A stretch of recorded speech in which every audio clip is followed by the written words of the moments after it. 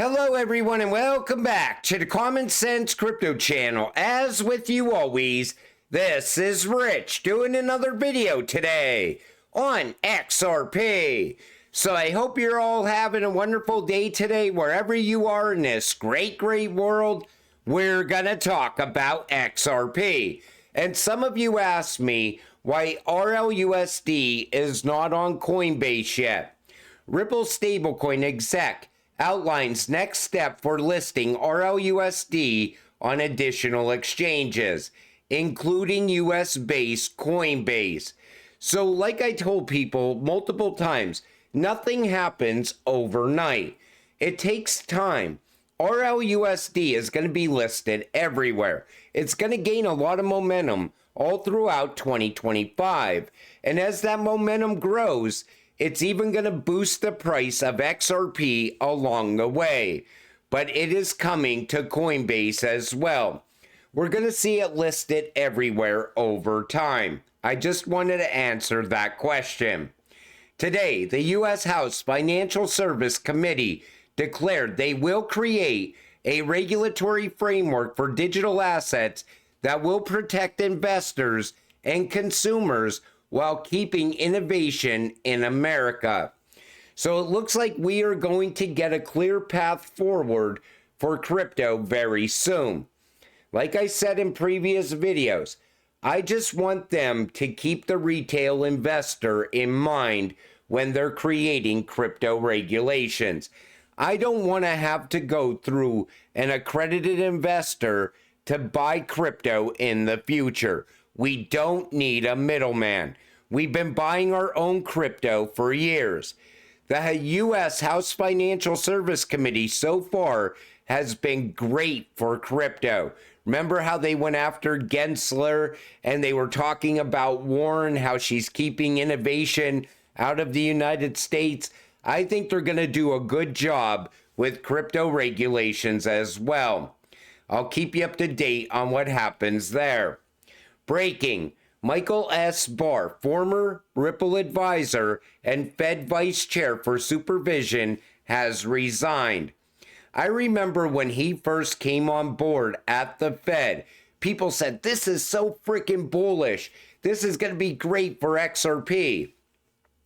The Fed's debanker-in-chief is out. Michael Barr, the last remaining Biden-Warren appointee who architected Operation Choke Point 2.0 at a federal financial agency, will resign as vice chair for supervision in February. It seems like they're all jumping ship before Trump goes into office. And you know, people expected big things from Michael Barr. They thought he is going to do so much good for the crypto community. Well, we found out he was part of the crackdown on crypto, debanking the banks, debanking people that were also invested in crypto.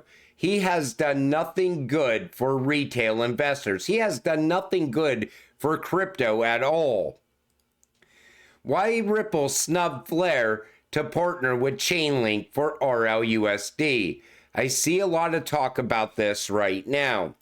Ripple's Chainlink partnership sparks Flare uproar. Ripple Chainlink RLUSD has adopted the Chainlink standard for verifiable data to fuel DeFi adoption with real-time secure pricing data. That's what that whole partnership was all about. It's not to replace XRP at all, and it's not going to replace Flare at all. Even Hugo Filion said this: I'm at a loss as to why this would be interesting. Ripple needs an oracle so that RLUSD can be used in lending protocols on Ethereum. Flare doesn't provide oracles to other networks yet. It's something that may come, but there are much bigger opportunities to pursue first. F assets and native staking for XRP and Bitcoin, to name but two. F assets is going to bring utility to XRP and even Bitcoin. Flare isn't going anywhere. It connects everything. It is going to grow into a massive monster. Do not sell your Flare. And Flare is not getting replaced in any way. I even did a video the other day, and a lot of you didn't like the way I titled it. But most of you didn't even watch that video. Because what I said was the Chainlink Ripple partnership is also very positive. This is going to bring DeFi options. It's going to open up some passive income options for us as retail investors as well. It's like that massive network is building out and continuing to build out, and all people see is they're abandoning this crypto or they're abandoning that crypto, and that's not what's going on at all. Stay focused. This comes from Mikkel. Reminder, know what you hold. There was a time that JP Morgan said this: U.S. mid and small cap banks, crypto banking weekly. Future potential for Ripple's XRP. Ripple's XRP has been largely successful at accomplishing its goal of reducing fees and transaction times associated with money transfers.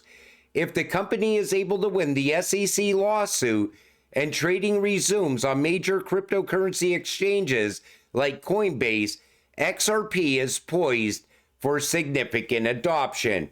And what is happening right now? That case is coming to an end, and the adoption is going to begin. They also went on to say XRP can be used to facilitate transactions of many kinds, including fiat currency exchanges, commodity trading, and even cryptocurrency trading. Ripple's network includes over 100 financial institutions, including Bank of America, which everybody's calling FUD because that guy said Bank of America was utilizing XRP for 100% of their internal transactions. And I think that was actually happening. American Express and Santander, to name a few. And right away back then, people said, don't worry, Ripple's going to lose that case and JP Morgan is going to be adopted all around the world. Well, Brad was telling you back then why nobody wants to use JP Morgan coin. And people still didn't get it. Take a listen. Well, let me start by saying I think it's great for the blockchain and crypto industry to have players like JPM leaning in. Thumbs up. Yep. That's great. That's the only nice thing I'm going to say about this. Okay, so I got asked this last week. I was speaking at a Morgan Stanley conference, and somebody asked me, there was this headline, set of headlines about, about the JPM coin. And this guy was from Morgan Stanley who was interviewing me. I said, so is Morgan Stanley going to use the JPM coin? And he's like, well, probably not. And so, well, is Citi going to use the JPM coin? Is B of A going to use the JPM coin? Is PNC? And the answer is no. And so does that mean we're all going to have these different coins? And does that mean we're back to where we are, where there's lack of interoperability? So what? I don't get it. One more quick thing on JPM coin. So let's think about this. The JPM coin, they announced for institutional customers, if you give them $1 in deposits, they'll give you a JPM coin that you then can move within the JPM ledger. Wait a minute, just use the $1. Right. Well, I really don't understand.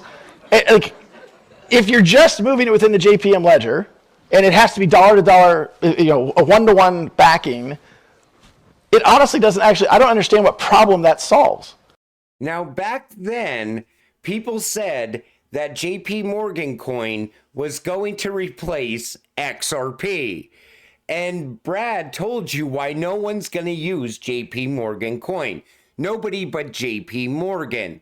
And it was never built to be a replacement for XRP in the first place. But this is the kind of FUD that went on back then as well. And we were tied up in the Rippleverse SEC case at the same time. So a lot of people fell for this bullshit and they were selling their XRP. And I see the same thing happening once again. Now it's all that FUD around Chainlink and it's FUD around Flare. And every time somebody talks about some new coin that's coming out right away, it's going to replace something else. But that's not the case. A massive network is forming. Stay focused and continue to hold your XRP.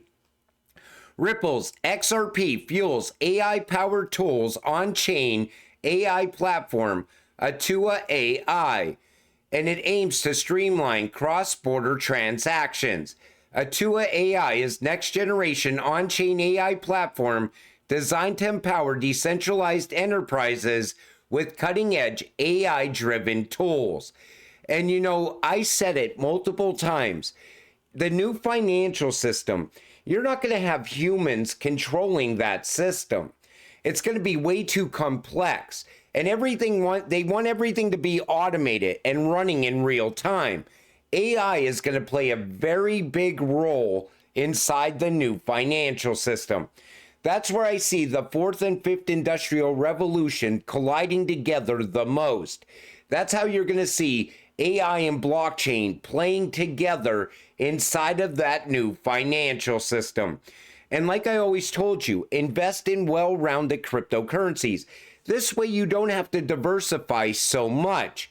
You don't have to go and buy this coin over here that's only dealing with AI, or this coin over here that's only geared towards tokenization. You could hold something like XRP, and you're holding something that's tied to AI, tokenization, custody, cross-border payments, the new financial system, GameFi, metaverse, a well-rounded cryptocurrency. And that's what makes XRP great. It's tied to so many things, and it's cutting-edge technology at the same time. This comes from Eleanor Tourette. The Senate Banking Committee, led by Senator Tim Scott, is set to establish its first ever subcommittee dedicated to crypto. The subcommittee will mirror the Financial Committee version, established by Patrick McHenry in 2023. A Senate aide confirmed that Senator Loomis has been tentatively chosen to chair the subcommittee, pending a full committee vote. I'm told the vote to approve Loomis and the new Republican and Democrat members, still being decided, will take place in the coming days. They could have found someone better than Loomis. I think this lady has issues. But, you know, I think she's a Bitcoin maxi, and I think that she wants to get that Bitcoin reserve, and I think there's zero chance of that happening. I think Trump realizes what utility is. I mean, they were meeting with Ripple back in 2017 and 2018, and the digital dollar was on the path to creation back then. I still think we're going to have cash going forward with Trump, but we're also going to have a digital dollar. Maybe it will be utilized only by the central banks. We really don't know where this is going yet. But I always like to go back to 2017, 2018, because that gives you a good idea on what we were working on back then, which is now going to pick back up in 2025. And Ripple is going to play a major role with the U.S. government. People could FUD and downplay it all day long.